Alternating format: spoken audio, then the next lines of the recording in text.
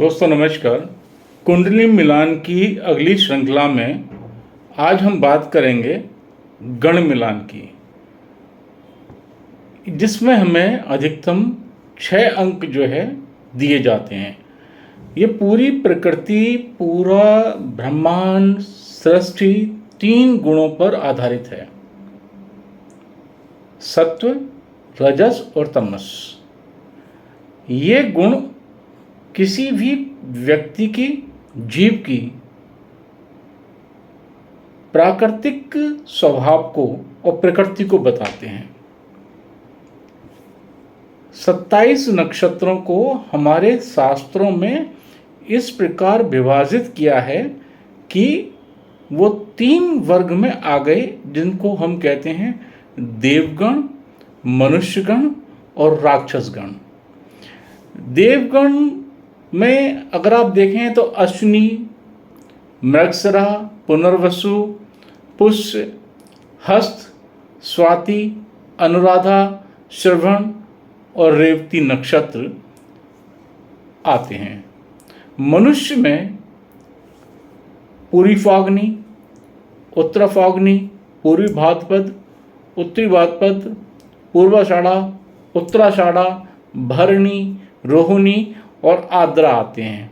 बाकी बचे हुए नक्षत्र हमारे कृतिका, आश्लेषा, मघा, चित्रा और ज्येष्ठा, विशाखा, मूला आदि, सतविशा, धनिष्ठा, ये हमारे राक्षस गण में आते हैं। अब देवगण में जो उत्पन्न या पैदा हुआ व्यक्ति होता है, वो दूसरों का भला चाहने वाला, बंधु बांधत्व को साथ में लेके चलने वाला, थोड़ा कम साहसी होता है, दयावान, शालीन, विवेकी, सात्विक होता है, जो देवताओं के गुण होते हैं। मनुष्य गण में जो व्यक्ति पैदा होता है वो चतुर, दूरदर्शी, ज्ञानी, कुशल, अपने हाथ से काम करने वाला और सामाजिक उत्थान करने वाला, दूसरों को आगे लेके बढ़ने वाला, सौंदर्य प्रेमी, अपनी इंद्रियों को वश में करने वाला, प्रतिष्ठा पाने के लिए प्रयास करने वाला, कर्म प्रधान, धर्म प्रधान होता है। और राक्षस गण में उत्पन्न व्यक्ति अहंकारी, सभी को साहस से दबाने वाला, क्रोधी, कुछ स्वार्थी, चालाक, होशियार, अपनी ही तरक्की के लिए पसंद काम करने वाला और लापरवाह, किसी की फिक्र ना करने वाला, मान मर्दन में रहने वाला, अपने सम्मान के लिए जीने वाला व्यक्ति राक्षस गण में होता है। अगर हम वर की कुंडली और कन्या की कुंडली, मतलब जो वर और वधू के जब मिलान करते हैं, तो अगर लड़का देवगण में है और लड़की भी देवगण में है तो 6 अंक मिलेंगे। ठीक है। अगर लड़की देवगण में है और लड़का मनुष्य गण में है तो 5 अंक मिलेंगे।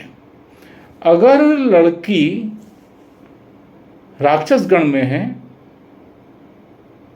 और लड़का भी राक्षस गण में है तो 6 अंक मिलेंगे।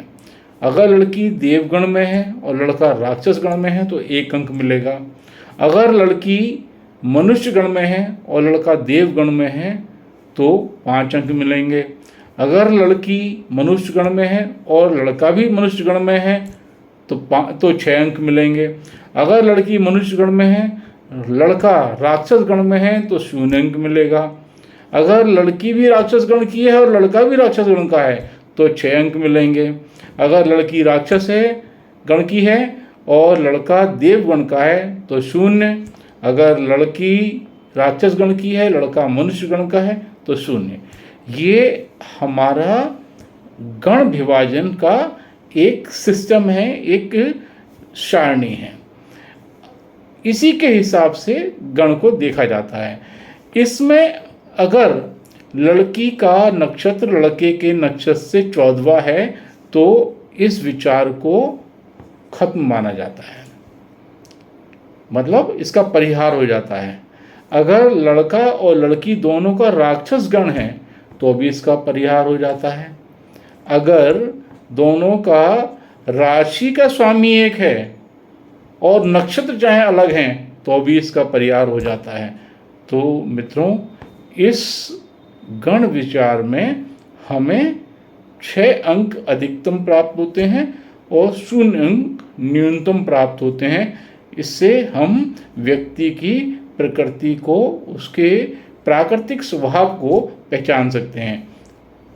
बकूट के लिए हम अगले एपिसोड में आपसे बात करेंगे। तब तक के लिए नमस्कार, धन्यवाद।